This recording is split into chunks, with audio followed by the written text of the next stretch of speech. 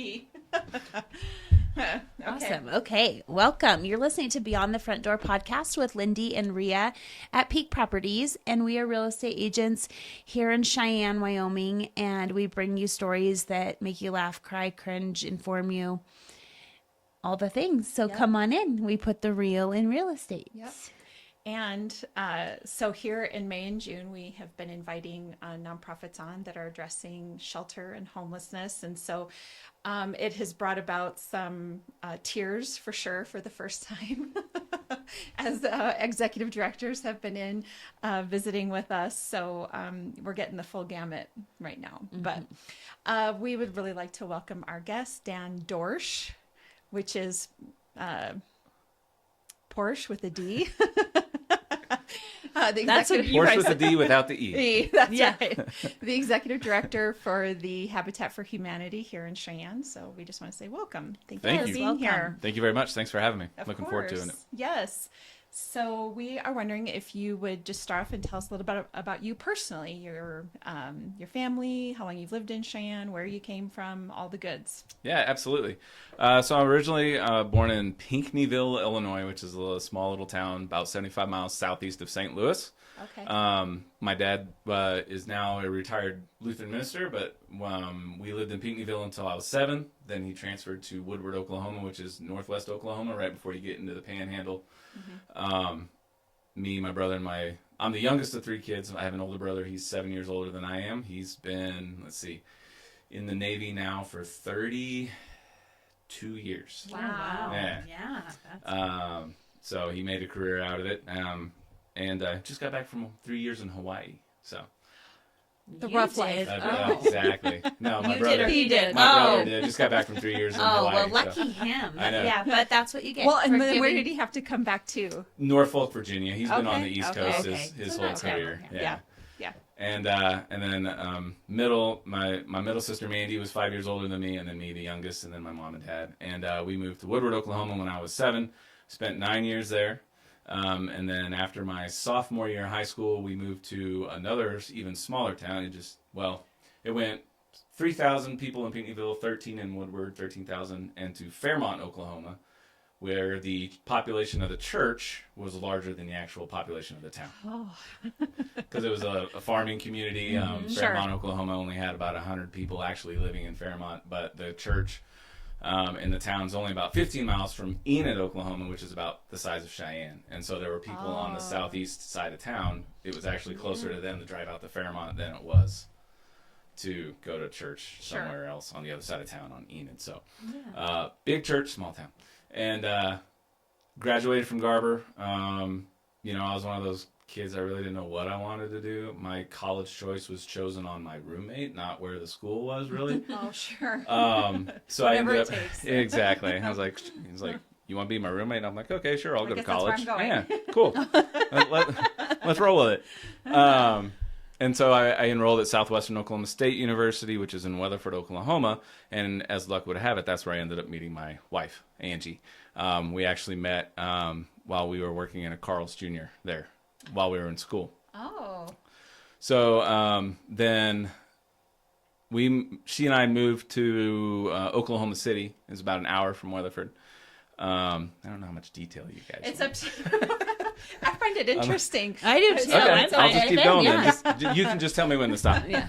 Well, I will say really quickly, so you kind of happenstance just decided to go to this college because of your roommate and you met your wife. And so it really just goes to show it was meant to be, Yeah, it was, things work out the way they do, right? To. Yeah. Yep. So then we moved to Oklahoma City after she graduated with her bachelor's from Southwestern, and I had enrolled in radio broadcasting school. Oh. And so I spent 9 months learning to be a radio DJ. They had an internet radio station where we practiced, so we were actually live when we practiced. And so then while I was going to broadcasting school, my wife Angie was accepted into law school at Texas Tech University in Lubbock, Texas. So then we got married in June of 2002. She started law school in August of 2002. And when we moved to Lubbock, we didn't even have an apartment. We spent the first 2 months of our time in Lubbock on my sister-in-law's futon, waiting for an apartment to open up. Speaking of shelter and housing, right? So yes, it's a national issue, and it even was back then. Yeah, and Lubbock was 200,000 people and had a university that was roughly 40,000 people at the time, and there was still waiting lists to get into apartments. And the thing that I'm hoping to normalize a little bit is the sacrifice and struggle to sort of pursue your goals, right? Like that's one of the things that we've been talking about on the podcast is everybody that is on a journey. It doesn't always look perfect. Right. It isn't you sleep always on people's couches. Yeah, you sleep on That's right. Where to go. Sleep in a car, whatever the case is. Yeah. Right. Anyway, go ahead. No, you're good. And so then we spent 9 years in Lubbock. Angie graduated law school. She was one of those kids who did know what she wanted to do when she was younger. And was on a mission. Exactly. And so she knew she wanted to be an attorney, but not only did she know that, but she knew she wanted what type of law to do. And so she went into civil legal aid. And so when she got out of law school, she worked for a nonprofit law firm in Texas called Legal Aid of Northwest Texas, where they take free civil legal cases for low-income individuals. Because on the criminal side, Constitution provides you that right if you're a low income. Right. On a civil matter, not so much. Right. And so she did a lot of domestic violence cases, a lot of landlord-tenant issues, a lot of debt and credit relief, and also worked with a lot of veterans getting them their benefits and stuff. So those are the types we of... should have her on here too. We should. Plug. Yeah. Such a good husband. And so... that we lived in Lubbock for 9 years. I ended up getting my business degree from from Texas Tech University, and was in restaurant management. Got out of that for a while. Was in banking for a little while. Got back in the restaurant management. Angie transferred to be the office manager up at the Amarillo, Texas branch of Legal Aid of Northwest Texas. We were there for 1 year, and then she came to me one day and said, "What would you think about moving to Cheyenne, Wyoming?" And I said, "I don't know. Let's go drive up here and check it out," because she had stumbled across a job posting for the executive director of Equal Justice Wyoming.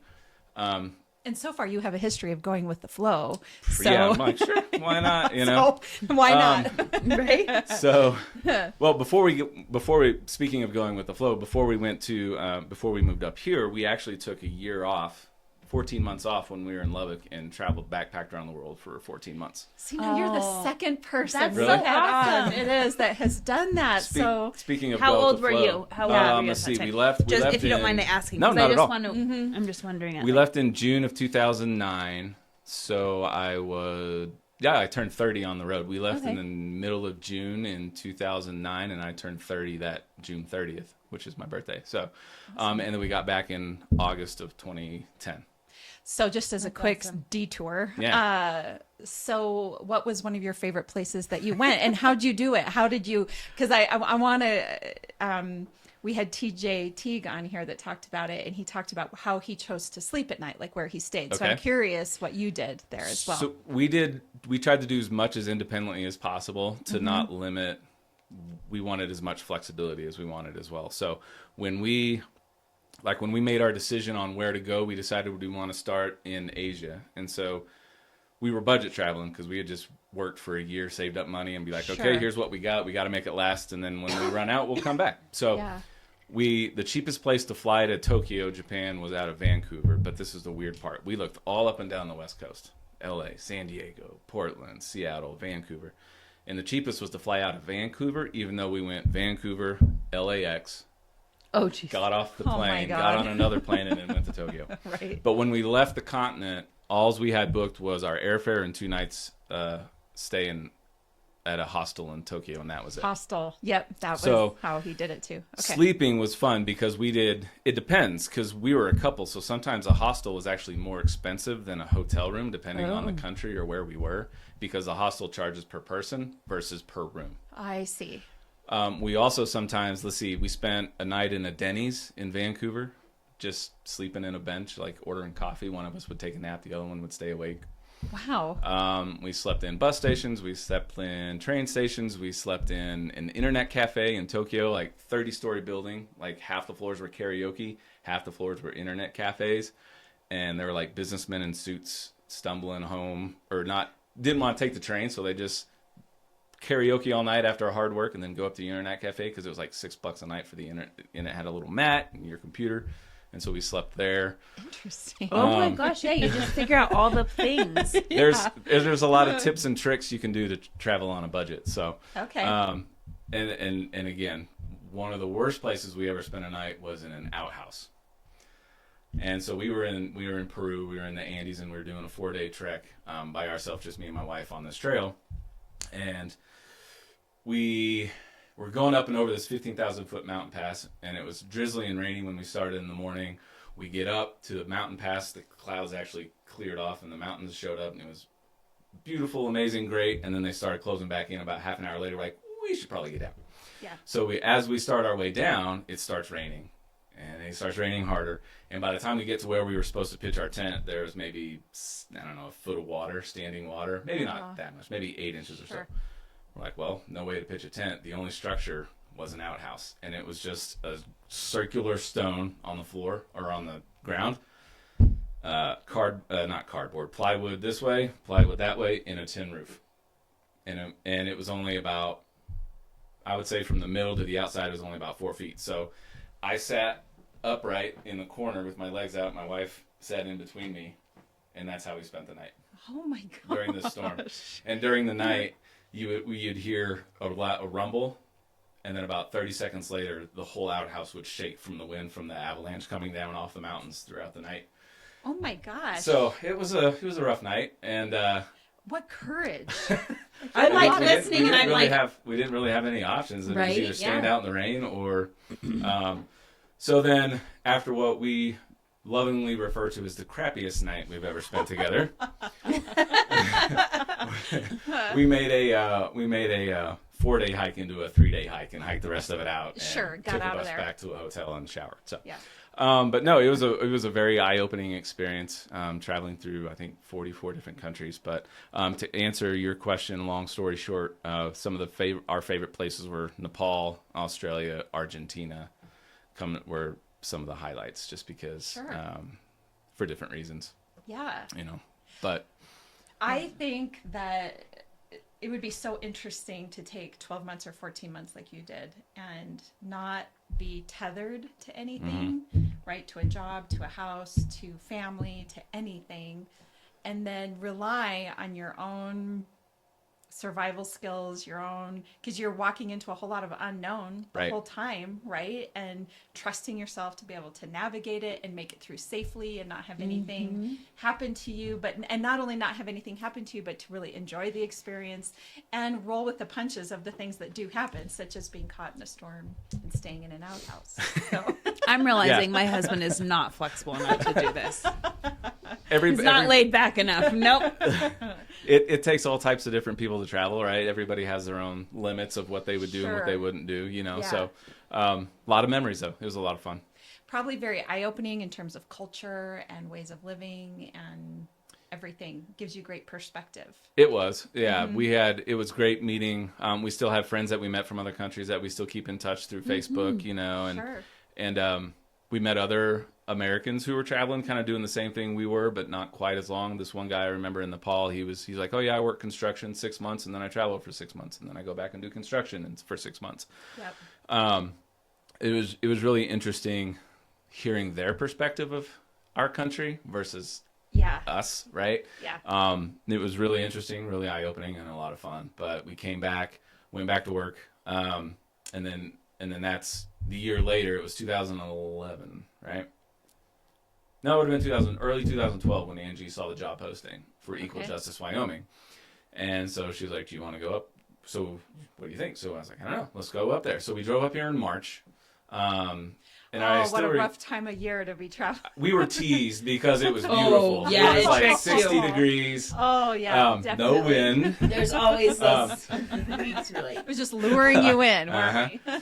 But no, I still remember coming over the viaduct in the downtown Cheyenne, thinking, wow, this is a really cool downtown, because Lubbock's downtown was underutilized. Amarillo was better, but being a fan of downtowns, and both of us coming from small town. Angie, my wife, was from Northwest Texas, about an hour northeast of Amarillo, in Pampa, Texas. Her dad was a ranch manager, so she lived on ranches out in the Texas Panhandle. Small communities, very similar to one I graduated from high school as well. Sure. Oklahoma City being the biggest city we've ever lived in, but then Amarillo and Lubbock both being around that 200,000 size. Coming back to Cheyenne, a smaller community, we're like, okay, this would be good. Coming back to a smaller community. And Cheyenne wasn't 60,000 people back then, I'm guessing. No, it was right under, I think, if I remember. Was it? 59, 58, Okay. somewhere right around there. Okay, all right. But then, we're also big outdoor people, so we like to go hiking and stuff. And in Northwest Texas, we spend a lot of time going to like Taos and Santa Fe, New Mexico, were the closest mountains. And so the proximity to Vidavoo and the Snowies and Rocky Mountain National Park and other outdoor activities, we're like, all right, this could work. So, and then the other kind of cool thing that was kind of cool about moving to Wyoming was my mom's family actually lived in Casper for a long time. She's originally from Iowa, but when she was after her freshman year, her dad transferred with the IRS to Casper. And so my uncle, my mom, and her younger brother all graduated from Casper High School. And then my two uncles graduated from the University of Wyoming. Oh, cool. there's So a we did have a connection Wyoming tie. And it made me remember that when we lived in Pinckneyville, when they would visit, they'd bring us the beanies, the snow beanies, and there'd be University of Wyoming beanies with the little balls on top and stuff. I'm like, oh yeah. And it was funny. Oh, that horse. from Wyoming if you don't have one of those. And when I told my uncles we were moving to Cheyenne, it was funny. My uncle Bill, the younger one, he's like, be ready for snow any time of the year. He said in 1984 when he was in college, he forgot to put the T-tops on his car and walked outside the day after July 4th with 4 inches of snow in his front seat. So 1984 they gave the us year. a warning. Yeah. Yeah. Yeah. But we've been here almost 12 years now, and it was funny when Angie was interviewing for her job. They asked her, well, like, are you going to be okay with cold weather coming from Texas? Mm-hmm. And she's like, yeah, we live in Northwest Texas, and the climate is actually very similar because it's the high plains of Texas as well. So it gets cold, it gets windy. Mm-hmm. It does get colder and it is windier more often here, especially with the really strong winds. Mm-hmm. But the climates are very similar. The big difference is it's not as hot in the summer, which is nice. Right.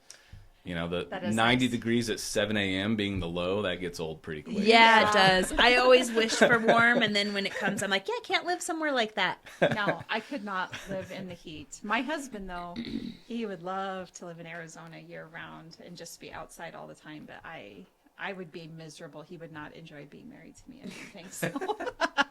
It's a choice. Yeah. There was one summer in Lubbock, I remember, it was like 50 straight days of 100-degree heat. Yeah. But it's dry. It's not humid, so it's not. I don't like the humidity. Humidity is. Yeah. Sure. Well, and they say, you just stay indoors. Like here in the wintertime, you just stay indoors, right? And you just bear through that month or two of hot You weather. just do everything really early or super late after the sun goes down. Yeah. Absolutely. So you were in radio broadcasting. You do have a good voice for that. So did you spend any time doing that then, or a little bit of time? there? I actually, when we were in Lubbock, after we moved down to Lubbock, I actually did get a job at a radio station called Mix 100, the best mix of the 80s, 90s, and today. Ooh, yeah. And I did that for 9 months.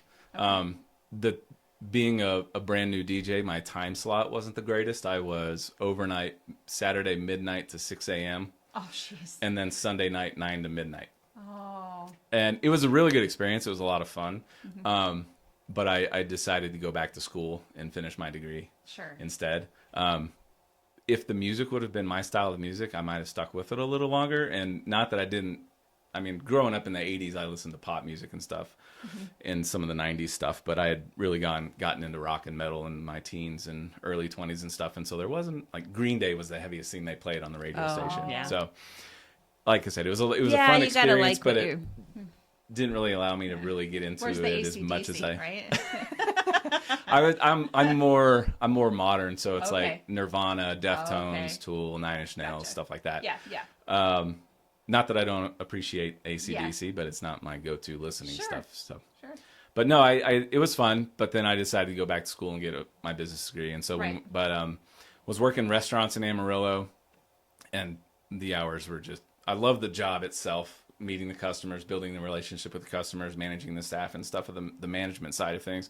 But the hours were just brutal. And, The restaurant business it's is hard. a tough business. It is. My Yeah. mom owned a restaurant for maybe about 10 years, I think. And my whole life growing up, she worked in the restaurant business. And so therefore I ended up, of course, right, working in it for about 5 or 6 years. And when I graduated from high school, I was like, never again. Right. I do not want to do this. It is a thankless, hard job for servers, I think. And so now there's some really great ones. And I always show appreciation, of course, whenever we eat out. But it is, it's the hardest working job. It is. It's one of the hardest working jobs. It is a very hard job. And I know I don't know how much appreciation there is for it, because it is a hard job. Yeah. But when we moved up here, I made a decision. I was like, I could probably get another restaurant management job up here, but it's time to do something else. Different. Yeah. Because I was basically working Wednesday through Sunday, and Angie was working Monday through Friday. So weekends, she was home alone, and I was working it. We got tired of it, and it's like time to make a decision not to do that.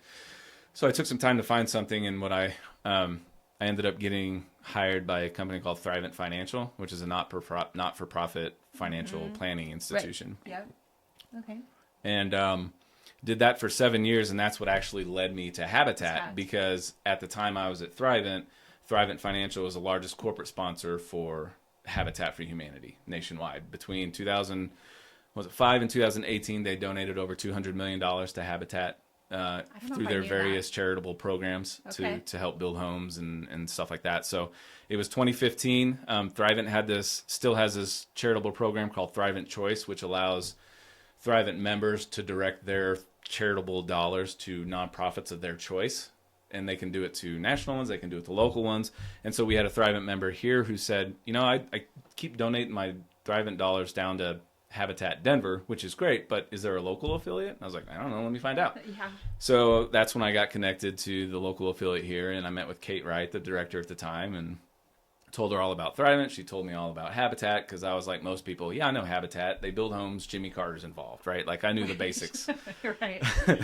And so she said, hey, why don't you come, you and Angie, why don't you come on the build site with us this summer? And I was hooked. Like it was so fun volunteering, building the homes, because you build right with the homeowners who are going to be getting the homes, because they're required to give sweat equity to build the homes. Right.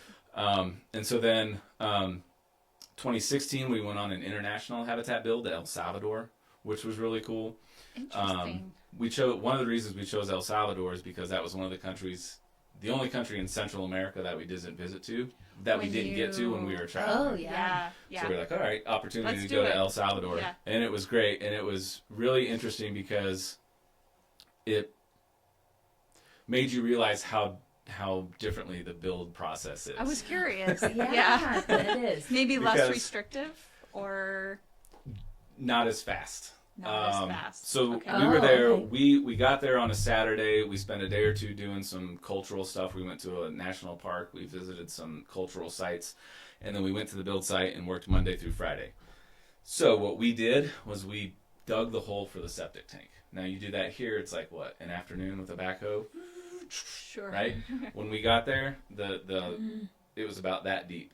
When we left, it was 10 feet deep by 13, 15 feet And wide. how did you dig it? Shovel and a that's the pickaxe worst. and a ladder and a bucket. That's so hard. And they the dirt we took out, they poured into the street and patted it down because it's unpaved, just dirt roads, and so they helped modify the road and Multi-use. Yep. Yeah. But yeah, that's how we dug the hole for the septic tank. Was that Wow. week, and it was So yes, that would take a homes. lot longer if that's how you're doing things. Uh-huh. Yeah.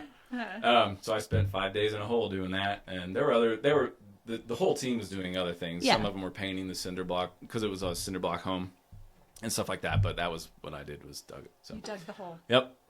And then got more involved with the community with my time in Thrivent, meeting different nonprofits, mainly meeting with them to try to get them up for Thrivent Choice and things like that, mentor. So I built relationships with like Boys and Girls Club and Safe House and Family Promise and some of these other nonprofits. And Yeah, there were some people who mentioned you. I can't remember who it was, but they said they knew you from when you were at Thrivent. Yep. Okay. Yeah. I can't remember who it was, but you interviewed Carla Tureen, right, at Safe House? Yeah, it might be Safe have been House. her. Yeah, it might have been her. Because Oh. I specifically got to meet Carla through one event that we held called Live Generously Banquet, where we'd recognize people doing a good job of giving back their community, and then we also highlighted a nonprofit and did a little project for them, and so that's how we got to meet Carla. Yeah. And we're still friends and partners to this day. Of course. But yeah, so around 2017, I think it was, or something, after being involved with the community, we had a leadership change at Thrivent, and he was going around to all the offices, meeting with the representatives and talking to them and get to know them. And he asked me, I can't remember exactly what he asked me, but the answer was, you're probably not going to like this, but I enjoy the stuff you don't pay me to do more than the stuff you pay me to do. I realized I enjoyed being involved with the community, because at Thrivent, there's a program called Action Team where you can get $250 on a Visa card twice a year to do a project for a nonprofit or something that helps your community. So that was also what I enjoyed doing, was talking to the other members. Hey, you got your Action Teams. Have you used them? I'll help you organize an event. Let's go meet a nonprofit, right? Sure. Let's do these cool things. And I enjoyed that more than the actual financial planning side of things. It's important to listen to your heart. So, Right. yeah. And so then late 2019, I finally made the decision to move on to Thrivent. Again, didn't really know what I wanted to do. Gave my notice, and my last day at Thrivent was February 7th, 2020. Oh, goodness. And again, I was like, already knew I was going to take some time. I just didn't realize how much time I was going to have. That the world was going to shut down a month later. Yeah. So, through the years, me and Kate became friends, and we partnered. Thrivent being the partner with Habitat. Every year we were doing a project with the Habitat affiliate. And so in May of 2020, Kate calls and she's like, hey, are you doing anything? And I was like, not really. No. She's like, well, you want to come work for us for a little bit, for at least, because they had, at the time, the PPP funds they were using for an employee who had moved on somewhere else. And she's like, we got to use these funds. We can pay you for 6 weeks, and then we'll figure it out after that. Yeah. I was like, sure, why not? Because as I was leaving Thrivent, we were setting up our 2020 Home Builds project, which was the Faith Builds project, where Habitat was able to receive an $80,000 matching grant from Thrivent. So Thrivent would match anything up to $80,000. Okay. And it just so happened to be that 2020 was the year that we chose to try to put this on, not knowing what was going to happen, right? 'Cause we had a meeting January of 2020, meeting with the faith community, seeing who wanted to be a part of it. So I went from the Thrivent side of it to the Habitat side of it just 5 months later. And so that's when I started working at Habitat. So I've been there a little over 4 years. And then I became the director when Kate retired in January of 2023. And so for the first couple of years, I was special projects coordinator, which I say was whatever Kate wanted me to do. That's a great name for And it, though. I know. And I need generally, to have that name for my husband. Yeah. Special Right. There projects you go. coordinator. Grant, if you're listening, You have a title. you have a title now.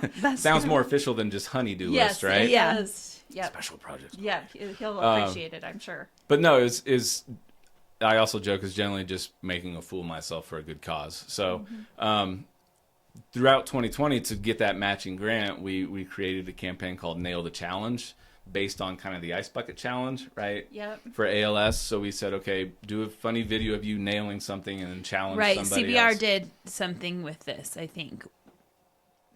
I can't remember.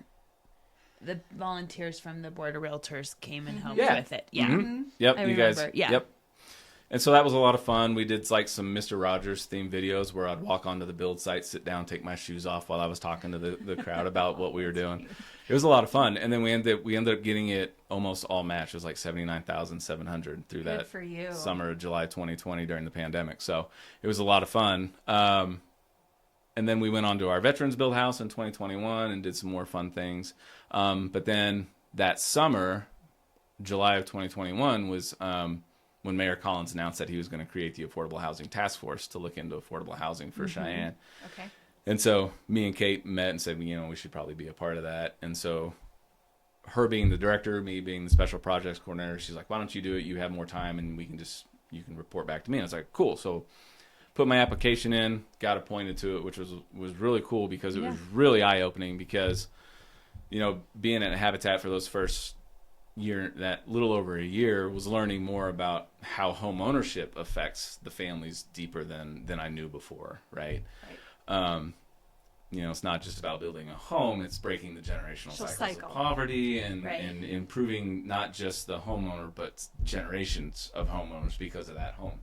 Well, and we've talked a bit about this, that you can't address food insecurity, Yep. homelessness, literacy, any of these things through a single focused lens. It's all tied together. It's all tied together. Yep. Yep. So we hear you. Yeah, and that's what's really cool, because when I was at Thrivent, I was on the board of the directors for the Friday Food Bag Foundation for 4 years. So I learned a lot about insecurity here in Cheyenne, Yep. and we were starting to talk about that when my time ended at the board, was why do we have so many kids needing food, right? Like the why behind we're providing all these bags, Yep. which is it's providing a great need, and I still support the Friday Food Bag Yep. Foundation. They're doing great stuff, but it's like, why are we having We to do provide got to get these? to the why. Exactly. Yeah.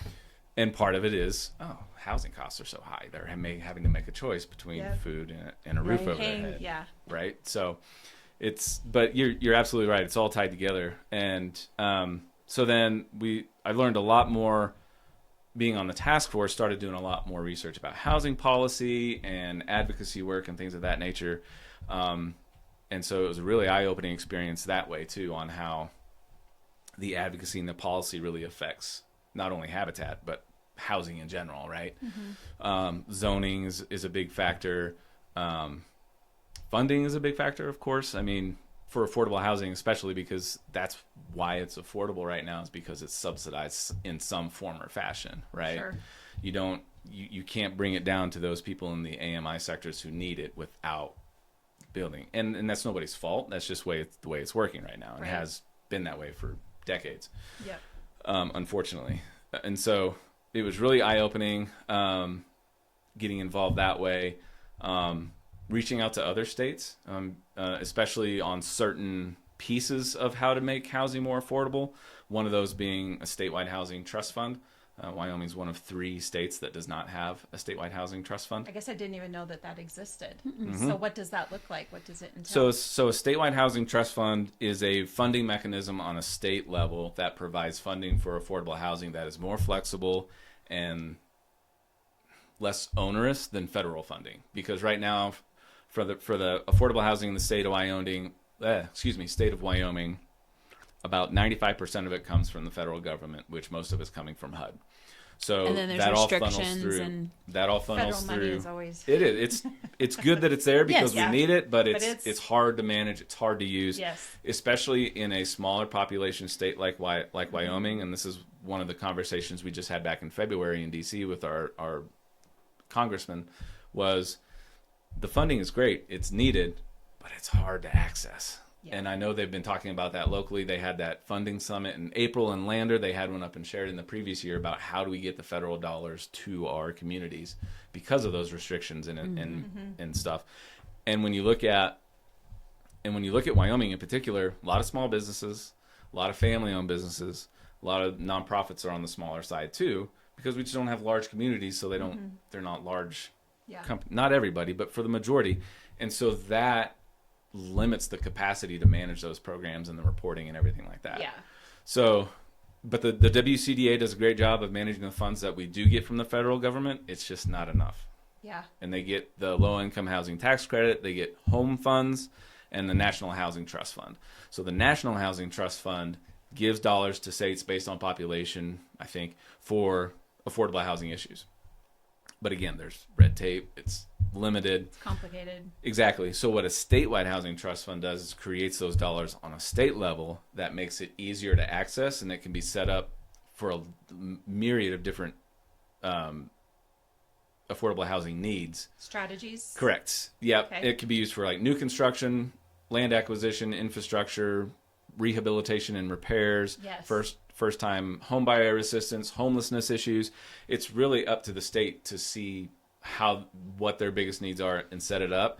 But then what also helps is a lot of states have created more local housing trust funds, like city and county local housing trust funds, to again address the local needs of even further. So it kind of Sure. funnels down. So you've got the federal dollars going to the state, and then the state using their own to help leverage those federal dollars, or just giving a portion of the state funds to local communities to address their local needs. Because as you know, housing needs for Cheyenne is not the same as in Jackson or Lander or Pinedale or, you know what I mean? Yeah. Like we're all facing the same problem, which is most of the workforce can't afford to live where they work. The problem may be the same, but the issues behind why there's that problem differs between the communities. Yeah, for sure. So that local control is a really important piece of it. And so we talked to several states, Ohio, Kentucky, Iowa, states that have similar political makeup to Wyoming. And these states have invested in housing and have for years. And so looking at different tools, different funding mechanisms, and then the zoning has been a big part of it as well, which is also part of that local control, because not everybody's zoning is the same either. Right. And so the task force created a final report, submitted that to the city council in October of 2022 with 6 or 7, I think 7, like recommendations, say, hey, this is what we can start working on now, and then we can keep the conversation going, because it's a long-term issue. You can't stand it up overnight. Exactly. Right. Yeah. And as the market changes and situations changes, things fluctuate. So it's got to be long-term and flexible, right? Mm-hmm. Right. Yeah. Because the housing situation is not going to be the same as it is. It always changes, right? Interest rates rise and fall. Yeah. All kinds of things impact it. The pandemic really impacted it. And it's interesting is, the pandemic didn't create the situation, but it sure as heck like exacerbated it, or kind of ripped the Band-Aid off to be like, whoa, we really have a problem here, right? Yeah. That was always there or had been growing throughout the 2000s, but that really was just like, wow, shed some light on it, say we got to do something. So, well, and then the other, to compound that, is that we now have people fleeing Colorado and coming up here, which there's nothing wrong with that, but it's a reality. Lindee and I were just talking, because a couple weekends ago I did a bunch of open houses one day, and Colorado plates at all my open houses. Yeah. And everybody coming through was talking about all the changes that have happened in Colorado over the last several years, but then also the migrant situation and how that's impacted Denver, and some people are choosing to leave and some people are choosing to come up here. So there's a ripple effect in several ways, right? It isn't just one thing that is driving homelessness here in Cheyenne, but then we've got, we've only got so much inventory. Absolutely. Right? Well, and then, like you said, the pandemic did make people reevaluate their situation and go, maybe I do want to live somewhere else. Yeah, there's a lot where of there's people less from both people, coasts moving to the middle. Montana, Utah, Idaho, Wyoming. Yes. It's not just us. The mountain states have seen a large influx of people, which is putting a strain on the supply as well. Yes. And that's a big part of the problem, is we just don't have the supply. Right. But how do we create that supply? Yes. A lot of that comes from our zoning codes, because the zoning codes dictate what's built. Right. Okay. Which dictates price and what the builders build. So if they're not allowed to build more units on the same part of land, on the same piece of land, it drives costs up, because they have to build larger homes, which increases the price. So for instance, one of the things our city council did, and I give a kudos to them for doing this, was eliminating the density maximum for multifamily developments. So what the density maximum did was it told the developer how many units they could put on a piece of land, no matter how big the land was, or no matter how big of units they wanted to build. For example, you got 20,000 square feet of land you want to put apartments on. The density maximum was 1,600. So you divide 1,600 by 20,000 by 1,600. That gives you 12 and a half. That's the amount of units they could put on that land. Even if they wanted to do a complex of 500 square foot efficiency apartments, which if you take 500 divided by 20,000, that gives you 40. You could still only do 12 and a half. Okay. So by allowing more density that way, it allows more units to be on the same piece of land than before, which should help bring costs down, or at least add supply. And allow more people to have a place to live. Correct. So city council passed that back in December. Of this last year? Yeah, December I 2023. think Dr. Aldridge talked about it. She did. We I did don't have know if it was Dr. that Aldridge in here. her thing. Yes. Okay. Yep. She talked about a lot of this, something about the setback. I don't know, a lot of different things they changed to make it easier. Or parking. They reduced parking requirements for 1-bedroom and studio apartments. It was 1.5. They reduced that to 1. Yep, which was good. And then they eliminated single lot family minimums. So same kind of concept for single family homes. No matter how big your land is, you had to build a certain amount of square footage for the land or for the lot, no matter what size. So if you're doing 900 square foot starter home, your lot still had to be, I think it was at least 6,000 square feet, maybe even larger. I can't remember off the top of my head. Okay. So they It eliminated. is, because I've had to sell a few houses that are that were built a long time ago that have much smaller lots, and it's really hard for appraisers are like, this isn't even allowed. Yeah. And it's like, well, When the city adopted the UDC, I think in 2012, that changed that, and that's why the older neighborhoods, like the avenues and some of the downtown areas, some of those, they might have a 5,000 square foot lot or something, and it's a little house on it, but now it's like they couldn't find comps for it because the lots aren't that small anymore. And the good thing is, earlier this couple months ago, there were a couple new developments who took advantage of those changes. There was one development that went from 7 houses. Then after they eliminated the single family lots, they expanded to 12. So again, not huge, but going from 7 to 12, Every little bit helps. It's adding supply, right? Yeah. And that's the big picture. Is not one single thing is going to solve the housing, right? It's a bunch of little things here and there, and it's going to take partnership, city, county, state, all of us working together to get everything in place that we need. The other interesting thing about learning a lot of these housing policies and tools and mechanisms that other communities have used are ones that were good intentions, but actually were the end result was negative of what it was trying to accomplish. One of those is inclusionary zoning, which is a mandatory, say 10% of a development has to be affordable housing set aside for it. Well, then the costs just get that. They put it on the other homes. Correct. Yeah. And then the other homes are more expensive because they had to make. And so on the big picture, it's not really adding a ton of affordable housing, which was the goal. Yeah. So you learn from that. That's the good thing, is reaching out to these other communities, see what works well, see what doesn't. And then sometimes we have to be creative and just find solutions that aren't out there yet. One that we recommended and the city council approved in September of 2023 was the building permit reimbursement program.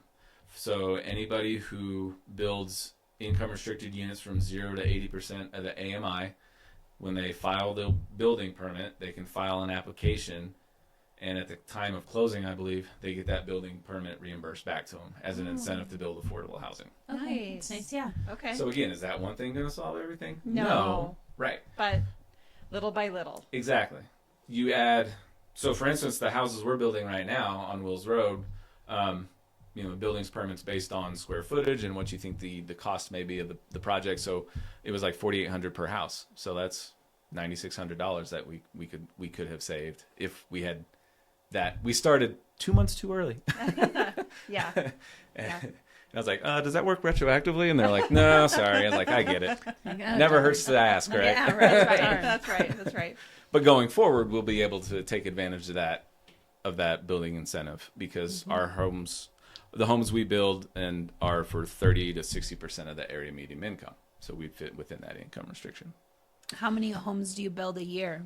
It varies depending on where we get our land, or if we purchase a lot, is it donated, that sort of thing. Historically, we're celebrating our 33rd anniversary this year, and we've built 49 new homes for 51 new families. Wow. This year we're doing 3. We're doing 2 new homes on Wills Road, both single family homes. One house is Scott and Emily and their 3 kids are going to move in, and the other home will be Tamara Sanchez and her 4 kids will be moving in. Wonderful. And then we're also doing our first rehab house on East 10th Street, just over the railroad. And we purchased that with CDBG funds from the city. And again, going back to federal programs, it's great. That's a tough one.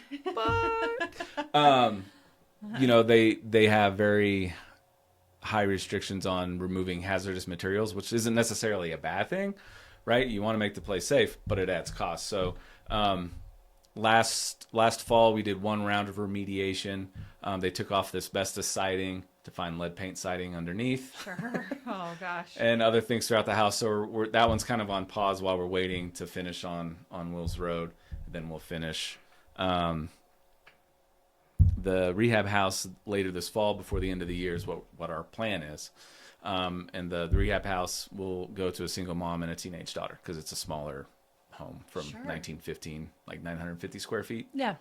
So That is all really great. yeah. So, if a person wants to apply to Be considered. what is the process? Yeah, to be considered for one of your homes.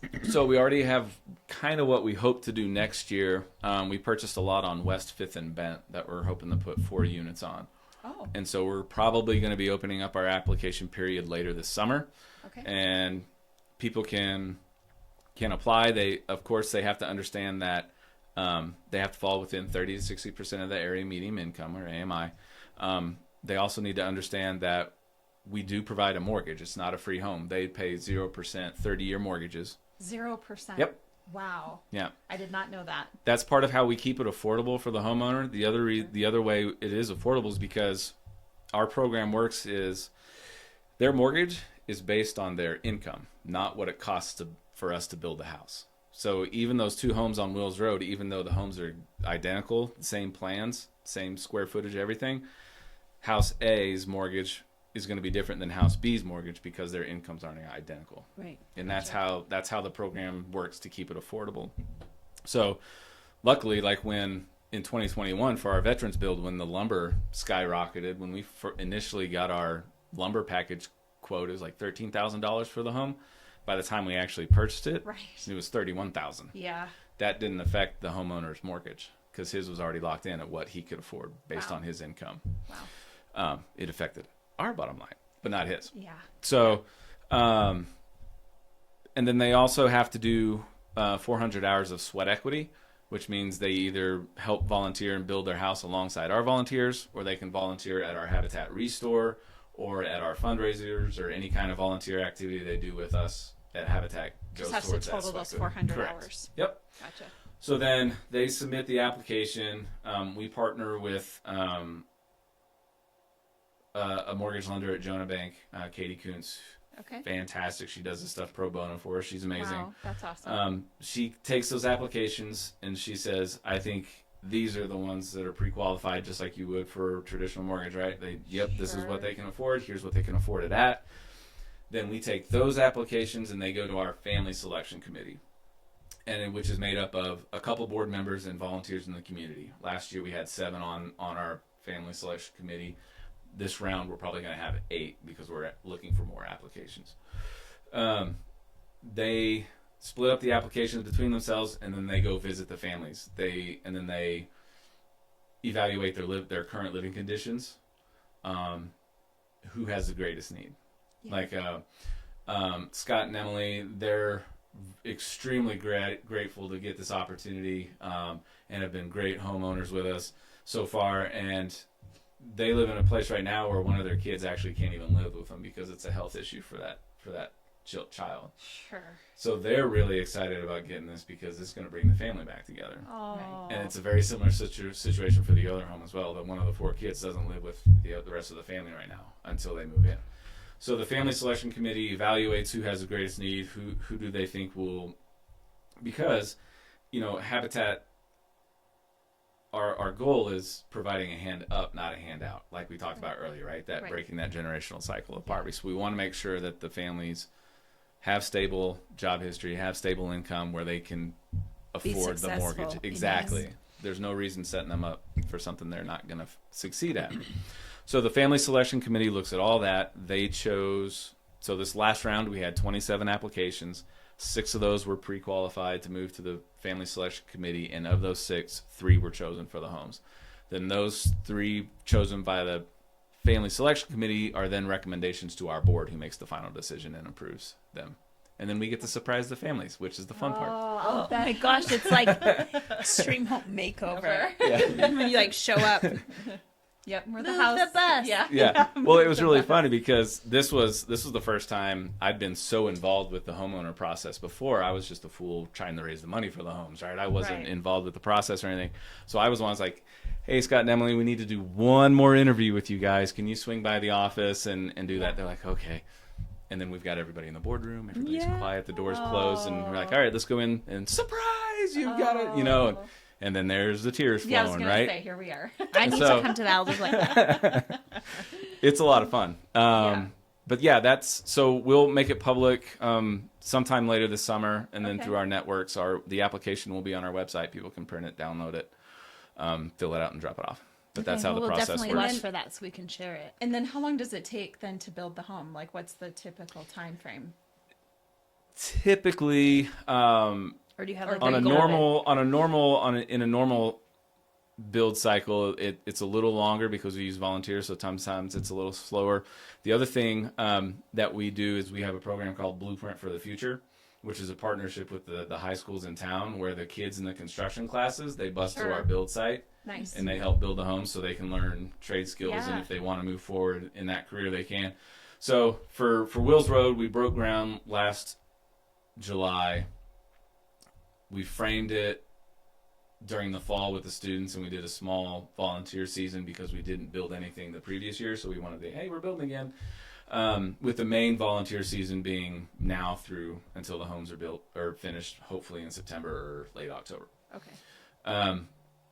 With the need we have in our community, we're hoping to try to streamline that a little bit. Still Yeah. utilize volunteers in the Blueprint program because those are vital parts of our program. But how can we do more within our capacity? Sure. So, like I mentioned, we have a lot on Fifth and Bent is what the plan is to try to do next year. And then the next couple years will be, fingers crossed, building on Pronghorn Crossing, which is a parcel of land that Leaning Tree Homes donated to us in September of 2020. It's raw, not connected to the city with water, sewer infrastructure. But it's in a really good location. It's on Story Boulevard, and if you stand on our property and look north across Story, you look to the Cheyenne soccer fields over there. Okay, yeah. But we hadn't done anything with it because of the infrastructure costs. Is $1.5 million in infrastructure before we even go vertical. So, thankfully, in 2023, the state legislature created what they call the Unmet Housing Needs Proposal with some ARPA funds for affordable housing. Sure. And so they had $5 million of ARPA funds, and then they added $5 million of general funds to that as well. So there was $10 million, and it was through the SLIB board. And so in December we went. The city of Cheyenne applied on our behalf for $1.8 million was the estimate to put the infrastructure in. We went before the SLIB board, and they voted to approve that $1.8 million of ARPA funds to the city so they can put the infrastructure in. So we're in the process of, we had to redevelop the site plan because it was too old to use because things had changed. So we're in the process of finalizing that site plan right now, getting that approved by the commission and the city council, and then the infrastructure will go in. And so that's Pronghorn Crossing we'll be doing in the future. And it'll be a multi-year subdivision project. That's awesome. Yeah. How which does is- someone volunteer, or how do they get involved? We have a volunteer calendar on our website, CheyenneHabitat.org, that we have volunteers on Wednesday afternoons and then all day Fridays and all day Saturdays right now. Or if you just need a half a day, we can work with you as well. Sure. And that's ongoing right now. You can also volunteer at the Restore or other opportunities, but right now we're focusing on the volunteers for our home builds. This year our home builds campaign is the houses that women built, because we wanted to highlight how important women are in our communities and our community leaders who are women and who are really important part of our community. So we're highlighting that throughout the summer. I in some love fun ways. that. We've talked a lot. It seems to be the year of the woman this last year. Well, and I just heard yesterday that I think it's the year of the cowgirl at Frontier Days this year. So we're like, ooh, awesome. I think we have some tie-in opportunities there. Yeah, you potentially. do. So, Yes. That's but, awesome. But it was really cool. Our previous development director than we have now, it was her idea. I wish I could take credit for it, but she said it. I was like, oh, that's perfect. Yeah. Because, and it's really personal to me too, because, I mentioned my sister was 5 years older than me. She passed away in a car accident when I was 11. 2 years before that, my mom died from breast cancer. So, and even though they were only a part of my life until I was 11, they've been a huge impact on who I am and who I become. And then also, Your wife. exactly, Your amazing wife. Exactly. So we have a mini campaign within the houses that women built called The Women That Built Us. And it's a memorial project that we have where if you donate $250, you can put that woman's name on a plaque, and we're going to put that up permanently in our Restore as a memorial to all the women that have impacted our lives. And so when that idea came up, it was like a no-brainer for me. I'm like, Doom, here's my check, right? Like, Yeah, so I want to do that too. Oh, so then we're amazing. So it's, it's personal to me, but it's also fun too. Like, we partner with R&B Breakfast Club that they do a fundraiser for us. Val's fantastic. And so we call it Building with Burritos. And the first one, because their breakfast burritos are awesome. Yeah. And so the first one we did was in May of 2022, and we did like a science fiction theme. It was me being a fool of myself, right? So we did a spoof of 2001: A Space Odyssey and Close Encounters of the Third Kind. We called it Close Encounters of a Burrito Kind, and we did this silly video that's on our YouTube channel, and then Val did another one in October, and it was right before Halloween, so we did a horror themed one, and we did A Nightmare on Breakfast Street, and then That's awesome. I love it. That's right up my alley. I love fun it's stuff like that. It's fun. I see us traveling to is it like a food truck or no, it's a restaurant. Over right? on East Lincoln Way. Sorry. Yes. Okay. And We're gonna then have to visit there. May 23, we did a Jaws one, just when you thought it was safe to eat breakfast again. And then she did another one in October for us, and we did Silence of the Burritos, a spoof on Hannibal Lecter. I was like, what are you doing, Clarice? Where's your hot sauce, Clarice?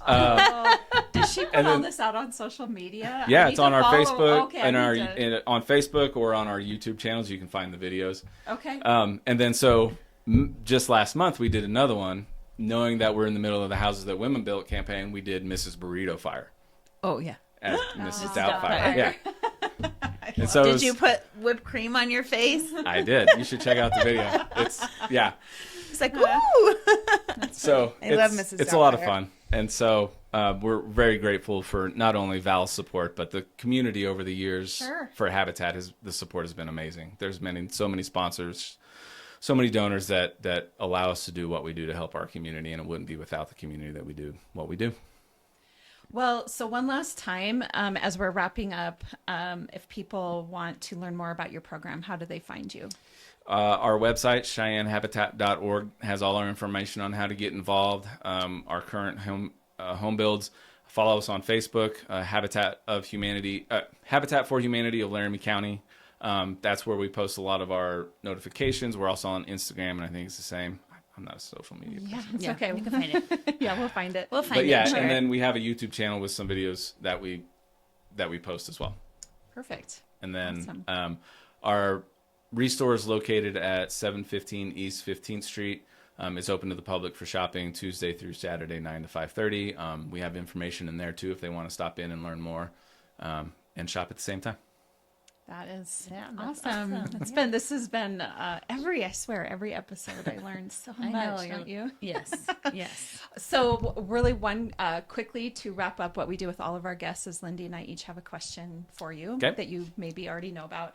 So my question for you, and you've kind of already answered this, is what is your favorite thing about Cheyenne?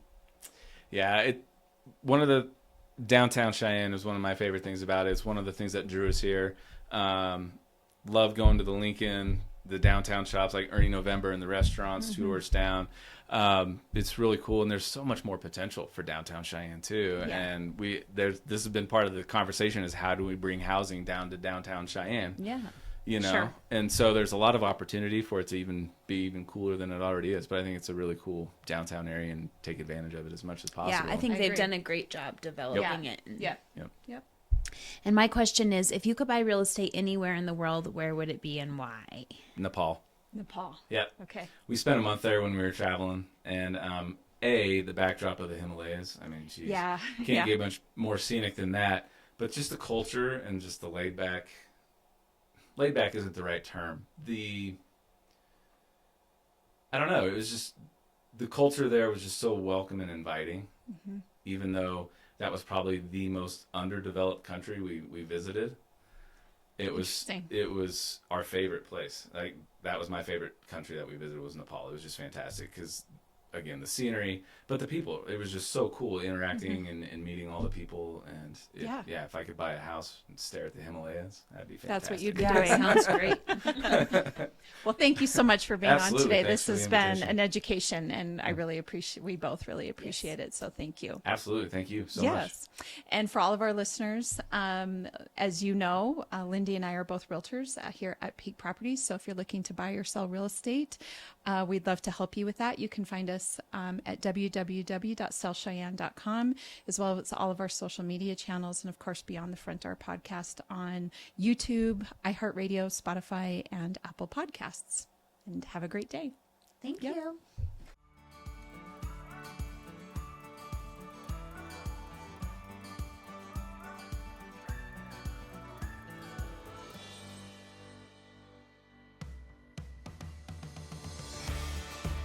Whether you plan to buy, sell, or invest in southeastern Wyoming, turn to Peak Properties. Family and veteran owned and operated, we work diligently for you. Unlike other larger companies, we take time to learn about you, understand your specific real estate needs, and remain easily accessible if you have any questions. Being a veteran and family-owned and operated company means a high level of commitment, trust, and loyalty. Our family culture sets us apart. We work as a team. We develop not just professional, but personal relationships with our clients. When you choose Peak Properties, you become part of our real estate family. Looking to relocate to Wyoming or just move across town? Peak will be there for you every step of the way. Recognized for excellence and dedication in the real estate profession, we're proud to be one of the most trusted and knowledgeable names in our industry. Let Peak help you find your dream home or investment property today. Our agents will make sure you're informed and listened to as they guide you to fulfilling your real estate goals. Reach out today. We have sold and purchased several homes through Peak Properties, and each time I've been impressed. They are great about guiding us in the right direction and always being in our corner. Peak Properties. Let our family show you the way home.